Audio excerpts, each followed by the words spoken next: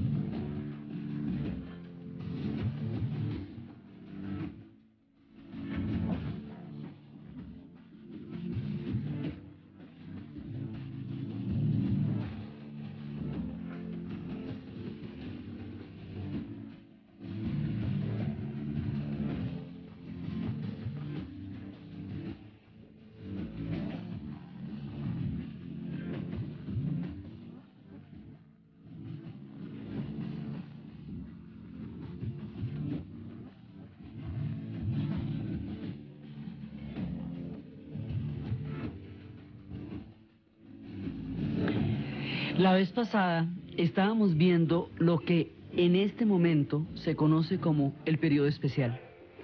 Y el periodo especial habíamos visto que es lo que va a pasar cuando la Unión Soviética como proyecto económico se cae y después se desintegra.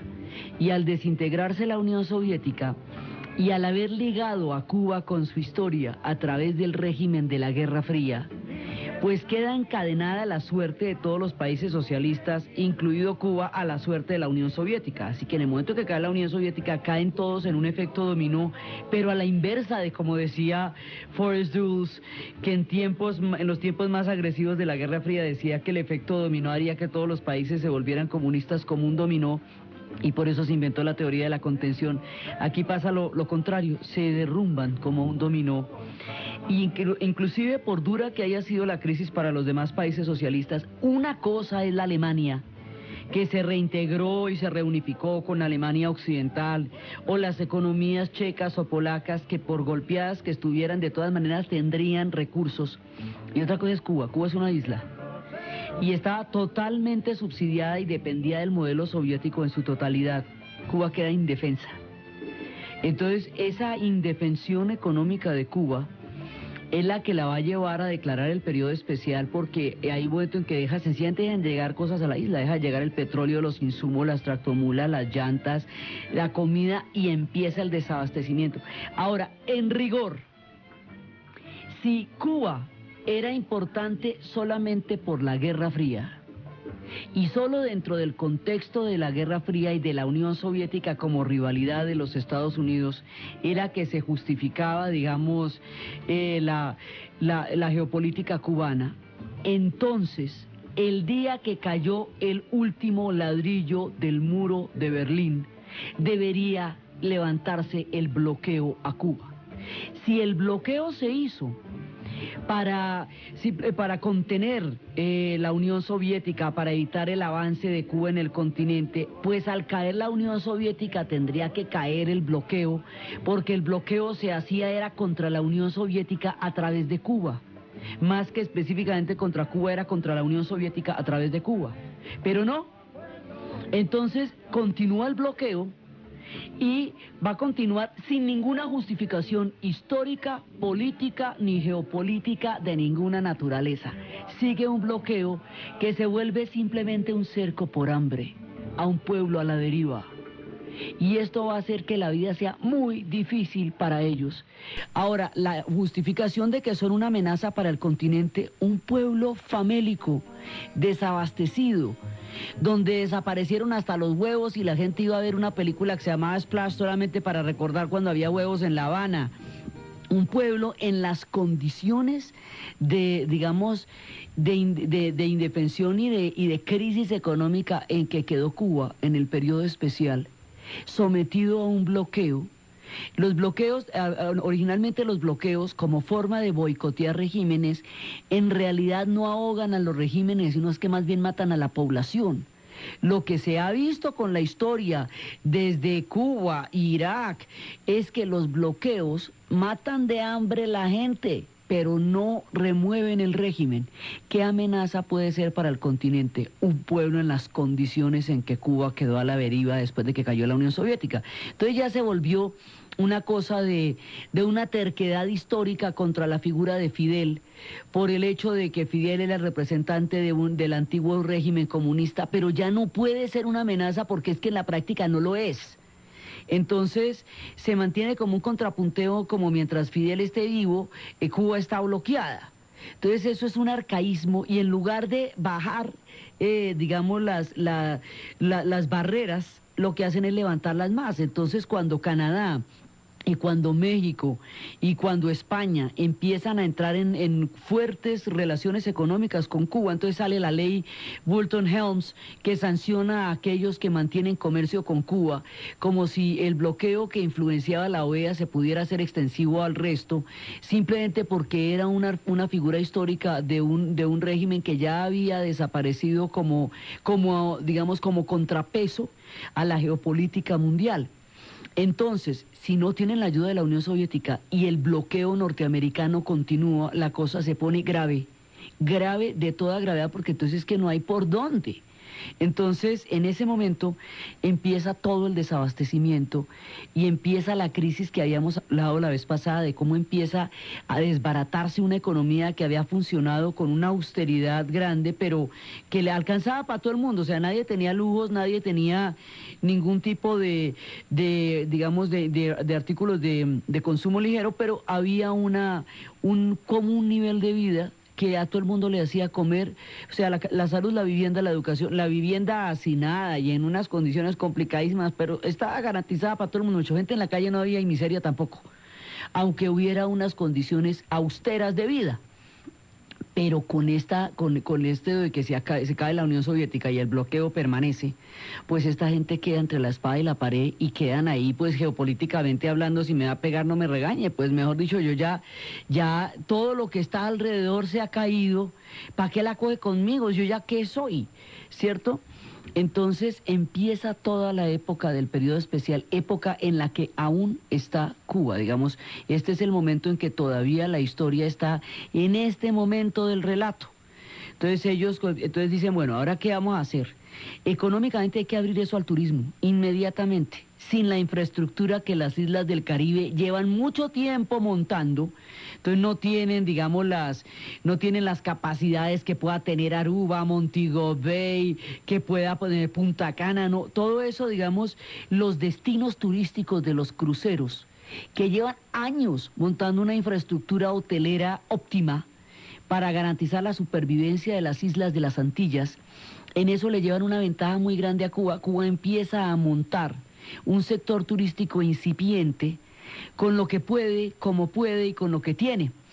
Entonces, en ese sentido, digamos, pero entonces lo interesante no es el sector turístico y hotelero de ellos, porque ese sector es muy incipiente y no puede de ninguna manera competir con la calidad de servicios que pueden ofrecer las otras Antillas, que han vivido de eso durante los últimos años.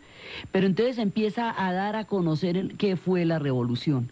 Y empieza a dar a conocer ese secreto y ese misterio de una Cuba a la que nunca se podía ir si no era vía Panamá, vía México, y era una cosa como clandestina ir a Cuba, y además los pasaportes no se podían visar, el acceso a la isla era muy complicado.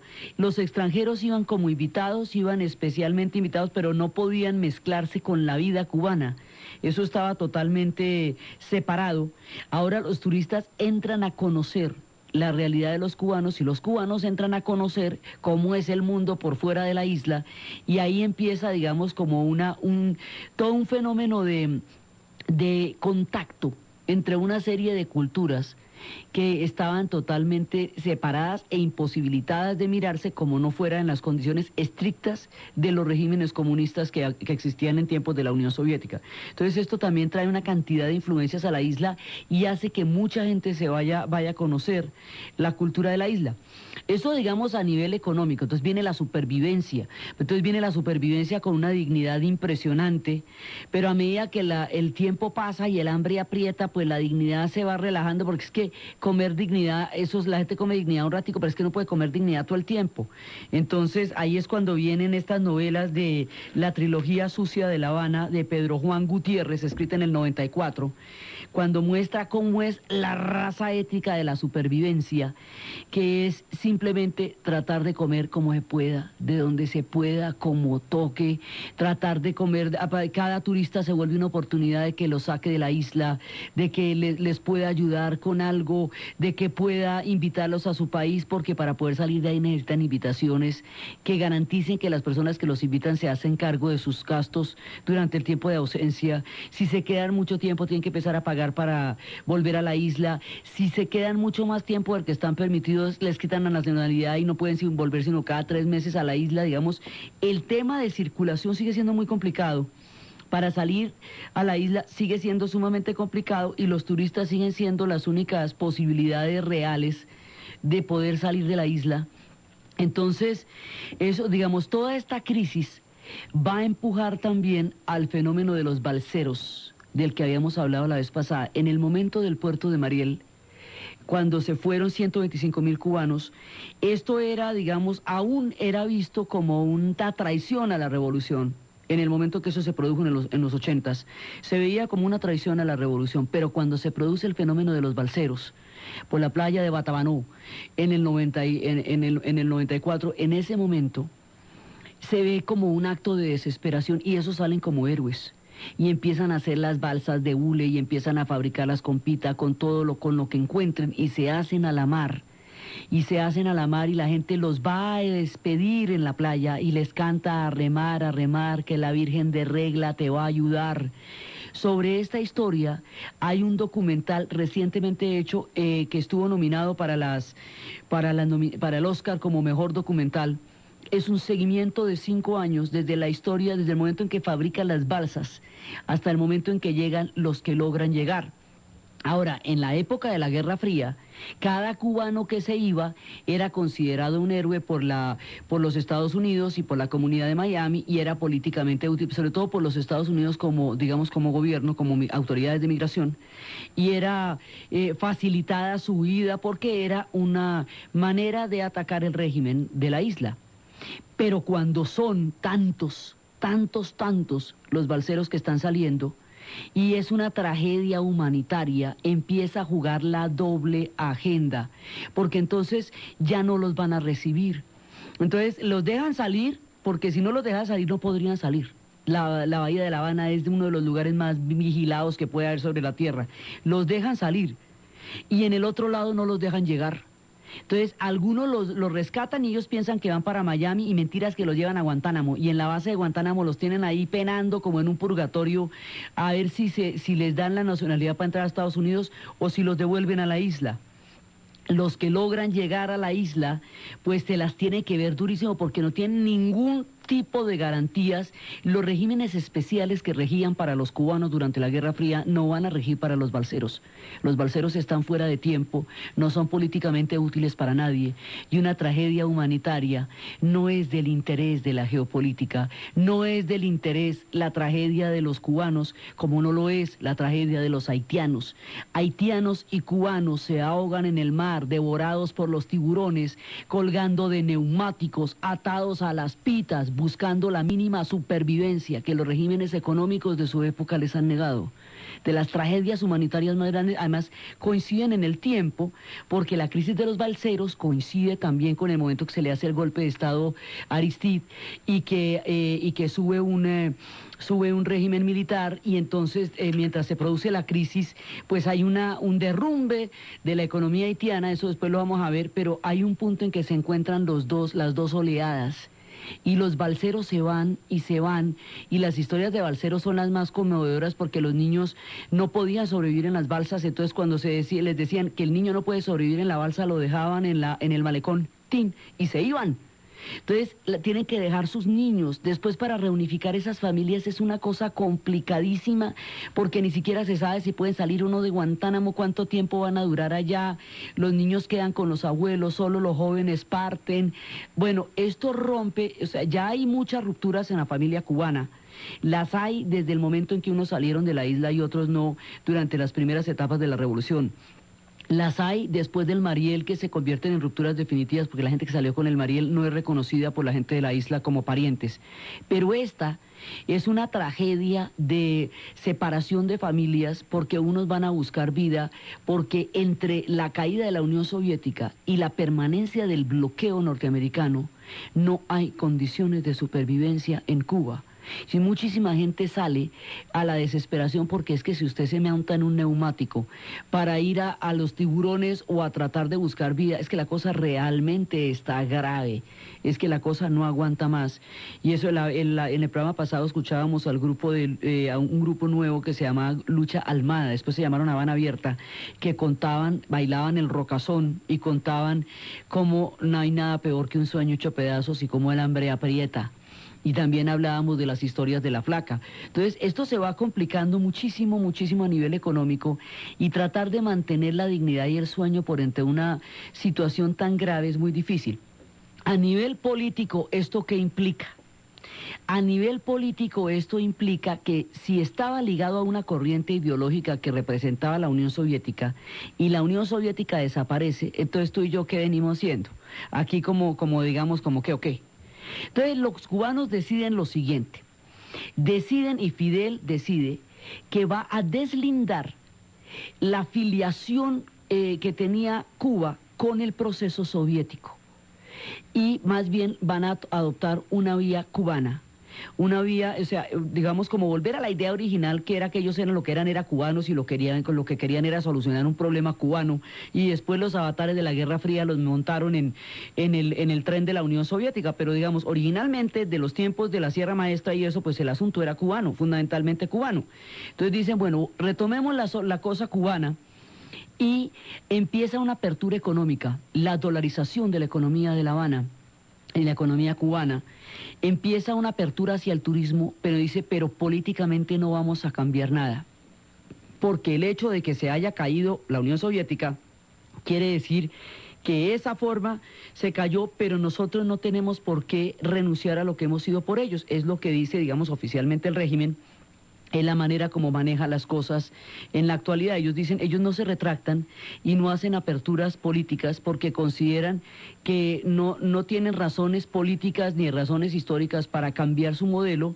Ellos dicen, los demás modelos económicos tampoco han conquistado una capacidad general para tener bienestar en una sociedad y ellos creen, ellos parten de la base de que ellos sostienen un último pedazo de la utopía, último pedazo del proyecto socialista, por si en algún día la historia los vuelve a apoyar, es como una cosa así.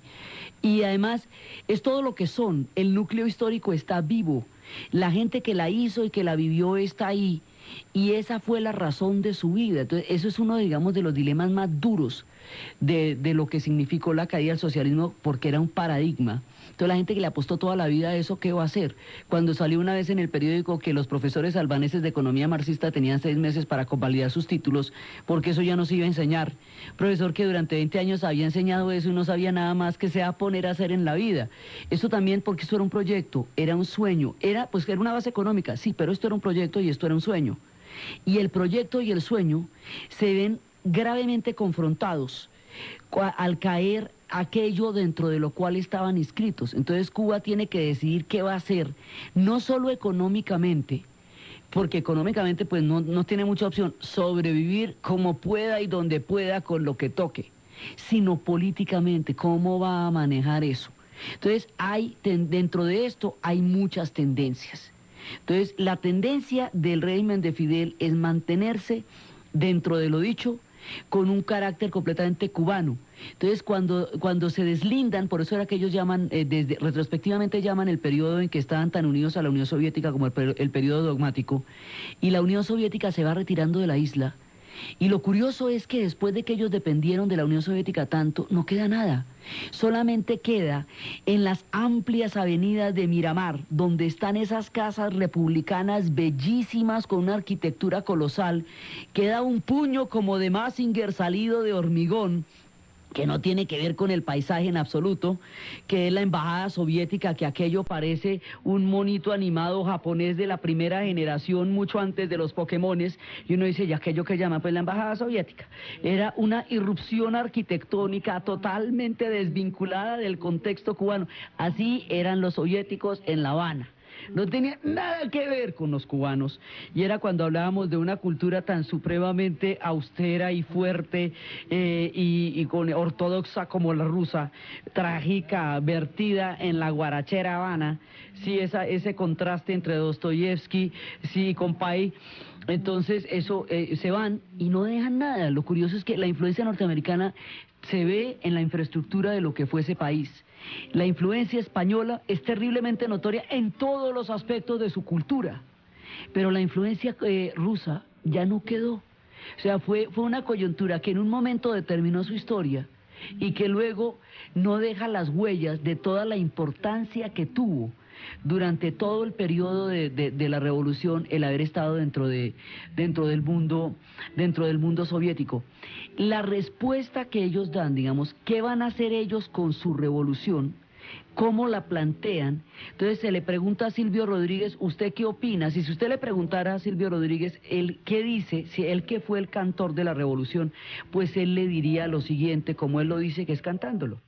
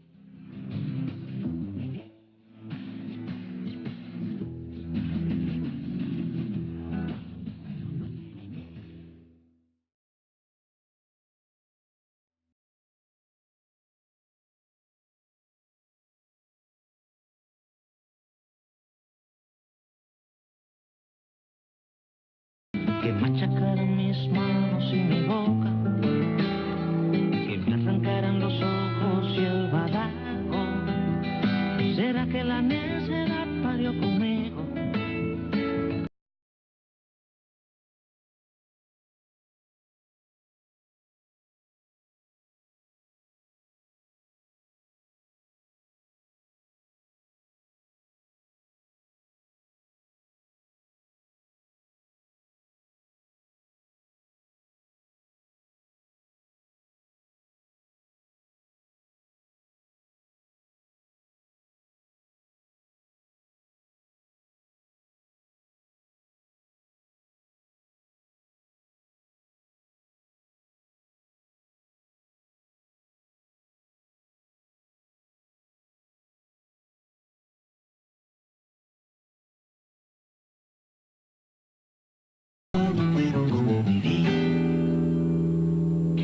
De esta manera, Silvio Rodríguez ratifica, esa ha sido su vida, esa ha sido su causa, y él no la va a abandonar, que porque caiga la Unión Soviética, que porque se haya pasado de moda el modelo en torno al cual quedó ligada durante tanto tiempo la Revolución Cubana.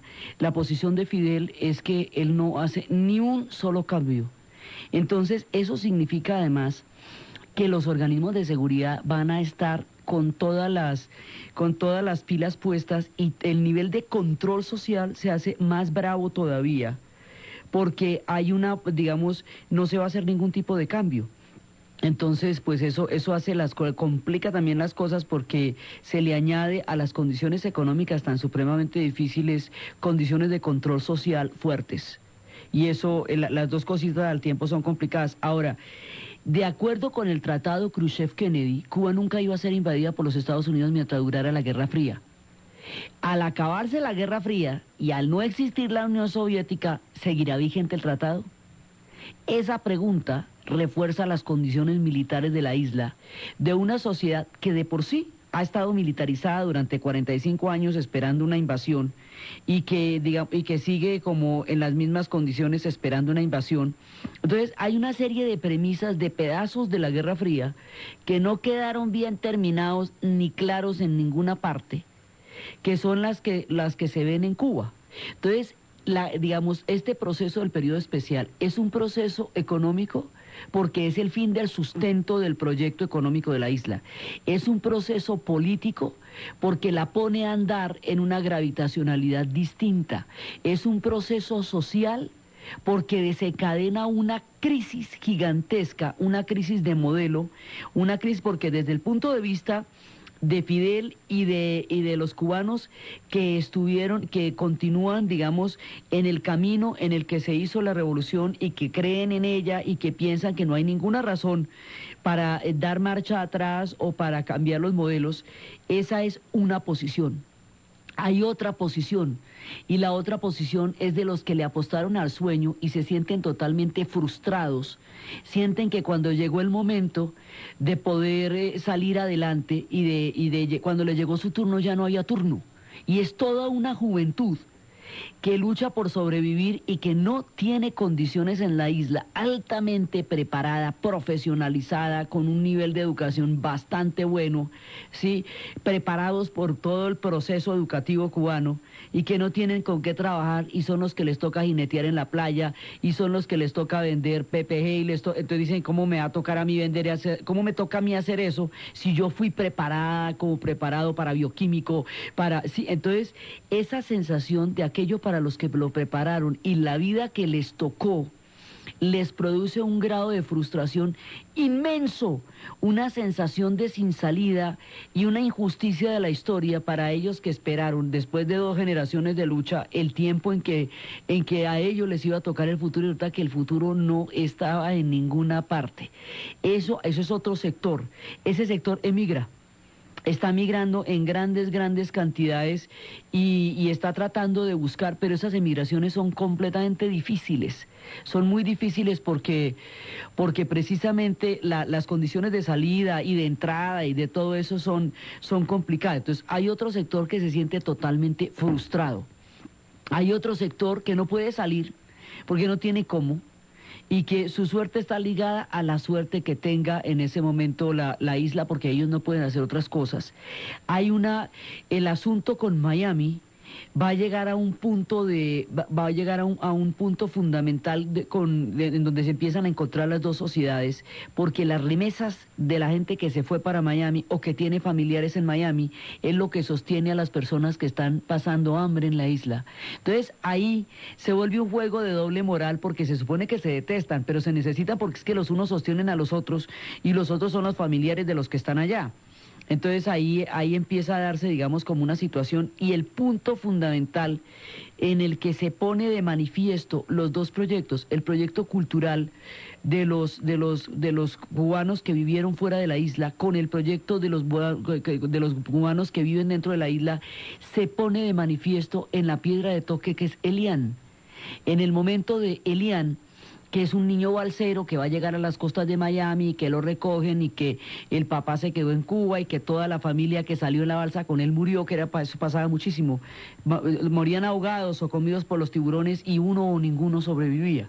Entonces, de nuevo, Elian es tomado como una punta de lanza, tanto por la gente de Miami, que va a buscar a través de las condiciones de Elian mostrar cómo la isla no tiene ningún futuro y solamente el futuro era el que ellos estaban haciendo y ellos tenían razón desde el principio y todo eso, o de la posición de la isla, que él es una especie de rehén de los de Miami y que realmente la revolución es la que lo necesita. Y el pobre Elian deja de ser un niño para convertirse en una piedra de toque de dos sistemas políticos que se confrontan a ver cuál de los dos tiene una vida más digna que ofrecerle al otro, si la del consumo, si la de los valores de la revolución, si la de la familia. Y en torno a Elian, Fidel logra reunificar la gente para que vuelva a marchar pidiendo el retorno de Elian, cuando más desencantada estaba porque empieza a erosionarse la credibilidad en el régimen, porque la gente no come y no ve salida. Entonces eso empieza a generar digamos, a generalizar la disidencia, porque mucha gente sencillamente no le ve caso a lo que está pasando y otra se aferra a lo que ha vivido. En la mitad de los que no le ven caso, de los que se aferran y de los que están buscando esta coyuntura, está el pobre Elian, que es el que menos tiene que ver con nada, pero va a ser el toque político para poner a marchar a la gente en la isla, el toque político para poner a movilizar a la gente de Miami, y ahí es cuando se pone de manifiesto, digamos, toda esta rivalidad que ha existido entre hermanos, porque son el mismo pueblo, se sostienen unos a otros y son totalmente parientes, la gente que vive en Miami con la gente que vive en La Habana. Eso, digamos, a través de las noticias se va a ver en la figura de Elian. Entonces, están pasando muchas cosas en una época que no solamente todavía no ha terminado y no se sabe cómo va a terminar, porque es uno de los procesos más inciertos que puede pasar, es el proceso del periodo especial. Entonces, en la época en que se abre al turismo, en que puede llegar gente de todas partes, esto no se hubiera podido hacer antes. Si no existiera esta posibilidad de apertura, no podría pasar el experimento de un norteamericano que se llama Ry Cooder. Ry Cooder va a ir a buscar un grupo que finalmente no le aparece y le sale otro grupo, y en La Habana le desentierran del fondo del patio de los arriendos, pues de allá del final, un montón de personajes que fueron las glorias del son cubano, que fueron grandes en los 50 y que estaban totalmente perdidos en el olvido. Los saca de los lugares más abyectos, de los sitios, hay uno que estaba embolando, que ya ni cantaba, lo saca y lo lleva a un estudio de grabación y resulta reactivando uno de los fenómenos más interesantes, complejos, sabrosos y maravillosos de la música contemporánea cubana, el Buenavista Social Club. Y empieza a escucharse Chan Chan, y empieza a escucharse el Cuarto de Tula, y salen estos octogenarios del colmo del olvido a la gloria de la fama, dándole la vuelta al mundo por Ámsterdam y por Nueva York.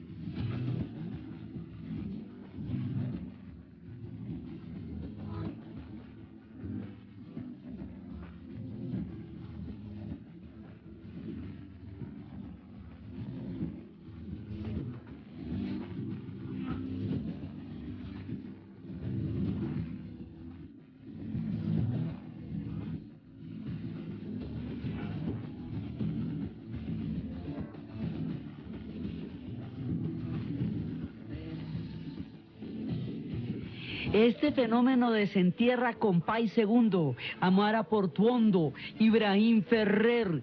Este fenómeno desentierra la esencia del son cubano y lo da a conocer por el mundo y se vuelve un fenómeno maravilloso, y a esta gente le pasa lo que no le pasa a nadie en la vida, que la vejez lo coja con gloria, que la vejez lo coja en la fama, que la vejez lo coja en el reconocimiento de toda una vida, cuando más desengañados y más tristes estaban. Y ya cuando empieza la gloria y los llevan por Ámsterdam y por Nueva York y por el mundo entero, les preguntaban en el hermosísimo documental que hizo Ray Cooder contando la historia, ¿qué deseaban? Y ellos decían, vida, más vida para poder vivir esto, no morirnos todavía. Y la vida se les dio. La mayoría están vivos y el compay segundo murió después de haber tenido la década de gloria.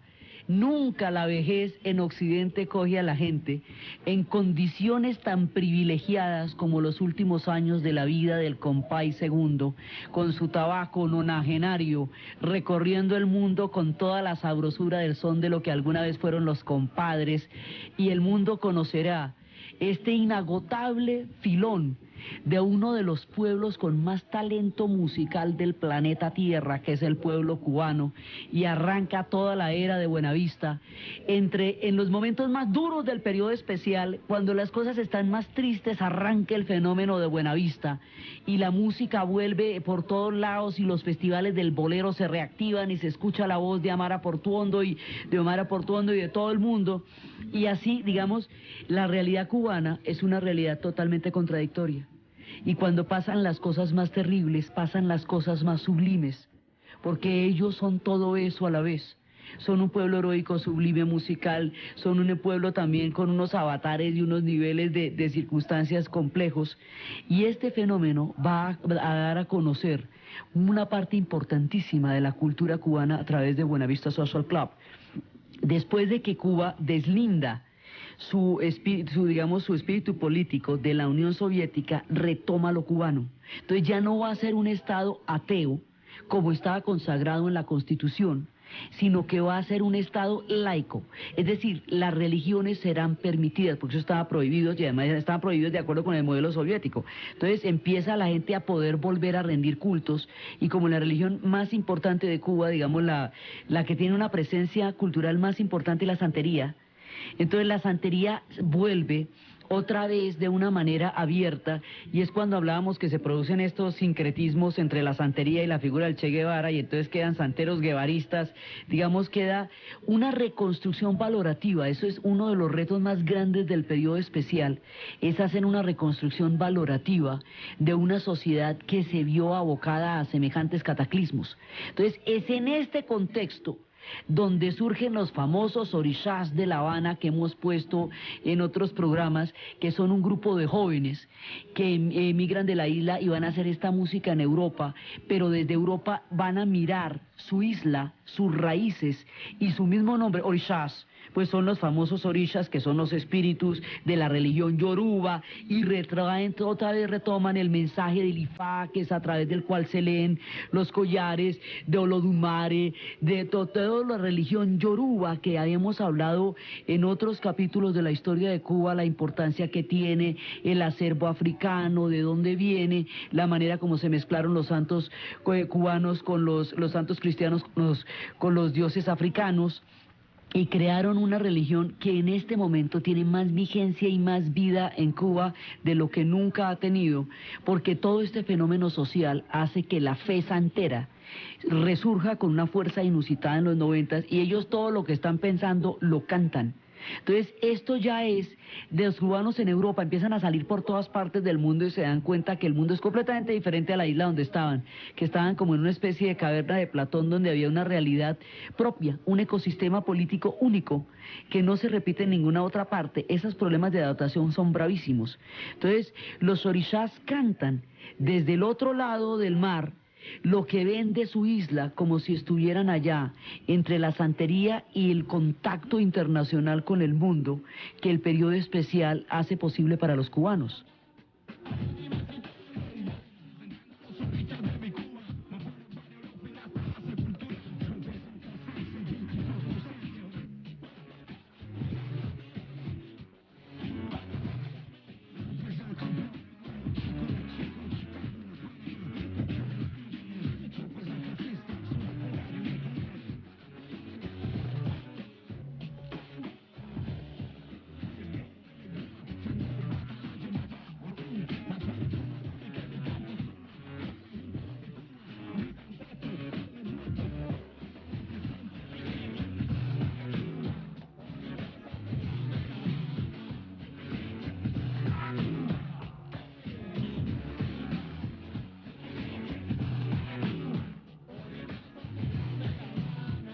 Muchas cosas están cambiando en este periodo y están creando una realidad completamente diferente y están ratificando su cultura, su identidad y están creando, digamos, lo que nunca les había tocado en la vida. Es lo que están haciendo con el periodo especial. Entonces, la manera como esto se traduce en la vida cotidiana, la manera como esto se traduce en el exilio, en lo que está pasando, en todas las vicisitudes y una visita grave y dramática también a Haití, es lo que seguiremos contando en el próximo programa. Entonces, desde los espacios de los orishas, desde los patios olvidados de donde salió Buenavista Social Club, desde la crisis social, desde la recuperación de una identidad perdida, desde la deriva de un pueblo que se debate entre el fin de un orden histórico y el comienzo de otro que aún no se perfila para ellos con ninguna claridad, en la narración de Ana Uribe, en la asistencia y producción, Chesid Rodríguez, y para ustedes, feliz domingo.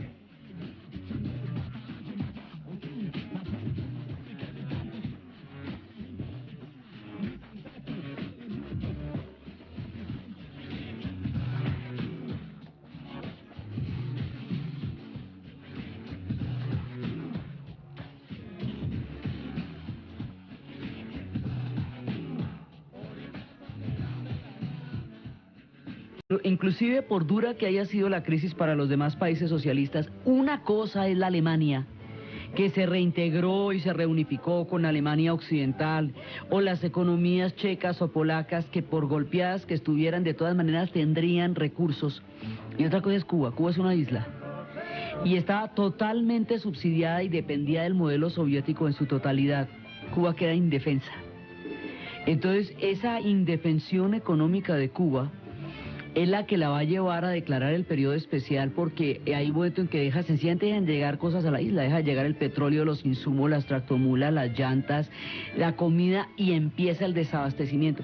Ahora, en rigor, si Cuba era importante solamente por la Guerra Fría, y solo dentro del contexto de la Guerra Fría y de la Unión Soviética como rivalidad de los Estados Unidos, era que se justificaba, digamos, la geopolítica cubana.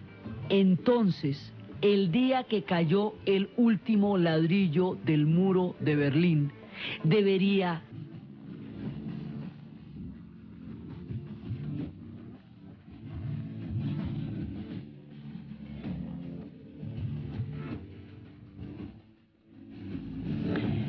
La vez pasada estábamos viendo lo que en este momento se conoce como el periodo especial. Y el periodo especial habíamos visto que es lo que va a pasar cuando la Unión Soviética como proyecto económico se cae y después se desintegra.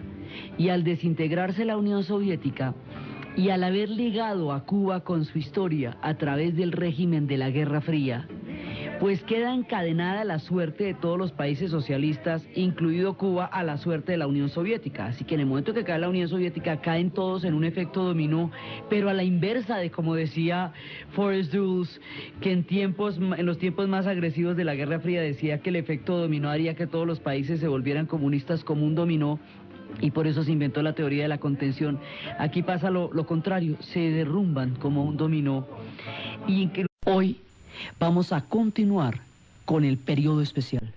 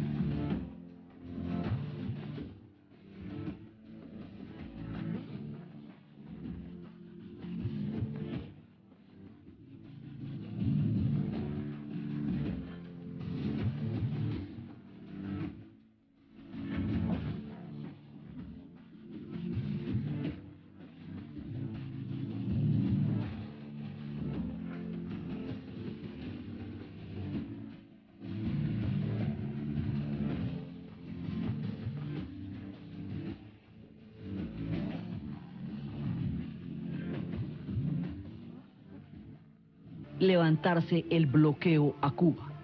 Si el bloqueo se hizo para contener la Unión Soviética, para evitar el avance de Cuba en el continente, pues al caer la Unión Soviética tendría que caer el bloqueo, porque el bloqueo se hacía era contra la Unión Soviética a través de Cuba, más que específicamente contra Cuba, era contra la Unión Soviética a través de Cuba. Pero no, entonces continúa el bloqueo y va a continuar sin ninguna justificación histórica, política ni geopolítica de ninguna naturaleza. Sigue un bloqueo que se vuelve simplemente un cerco por hambre a un pueblo a la deriva. Y esto va a hacer que la vida sea muy difícil para ellos. Ahora, la justificación de que son una amenaza para el continente, un pueblo famélico, desabastecido, donde desaparecieron hasta los huevos y la gente iba a ver una película que se llamaba Splash solamente para recordar cuando había huevos en La Habana. Un pueblo en las condiciones de, digamos, de indefensión y de crisis económica en que quedó Cuba en el periodo especial, sometido a un bloqueo.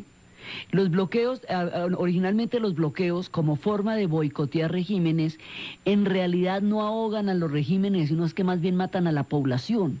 Lo que se ha visto con la historia desde Cuba, Irak, es que los bloqueos matan de hambre la gente, pero no remueven el régimen. ¿Qué amenaza puede ser para el continente un pueblo en las condiciones en que Cuba quedó a la deriva después de que cayó la Unión Soviética? Entonces ya se volvió una cosa de una terquedad histórica contra la figura de Fidel, por el hecho de que Fidel era el representante del antiguo régimen comunista, pero ya no puede ser una amenaza porque es que en la práctica no lo es. Entonces se mantiene como un contrapunteo, como mientras Fidel esté vivo, Cuba está bloqueada. Entonces eso es un arcaísmo y en lugar de bajar, digamos, las barreras, lo que hacen es levantarlas más. Entonces cuando Canadá y cuando México